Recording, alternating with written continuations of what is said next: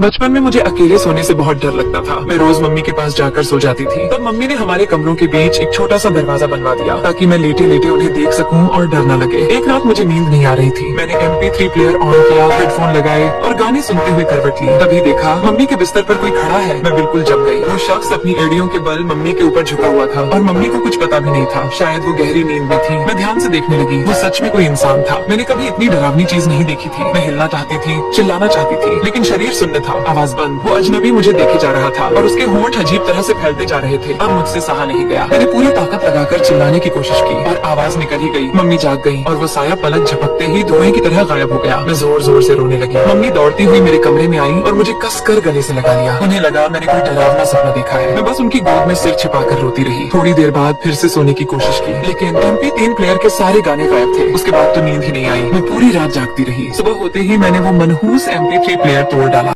Shopping mall की हल्की पीली रोशनी में वो शाम बिल्कुल आम थी, लेकिन अचानक मुझे महसूस हुआ कि कोई मुझे लगातार घूर रहा है। मैंने नजर उठाई तो सामने शेल्फ के उस पार एक औरत खड़ी थी, पूरे काले कपड़ों में, फैला हुआ काजल और होठों पर जमी ठंडी मुस्कान जो किसी भी तरह से इंसानी नहीं लग रही थी। मैं उस वक्त अपनी मम्मी के साथ कपड़े खरीदने आया था, क्योंकि मेरी हाइट तेजी से बढ़ रही थी। कुछ देर बाद बोर होकर मैंने मम्मी से कहा कि मैं थोड़ा घूम आता हूँ। उन्होंने बस इतना कहा कि दूर मत जाना। मैं बच्चों के सेक्शन से निकलकर लेडीज सेक्शन की तरफ बढ़ा ही था कि पीछे से किसी के देखने का एहसास हुआ।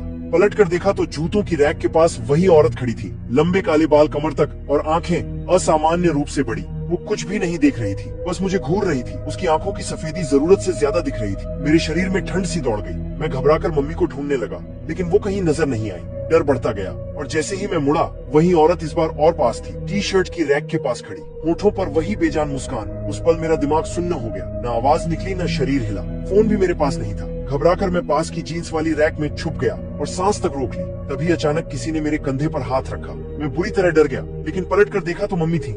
मैंने उन्हें कसकर पकड़ लिया। वो मुझे डांट रही थी। तभी अचानक रुक गई और बोली, क्या तुमने काले कपड़ों में एक औरत देखी थी?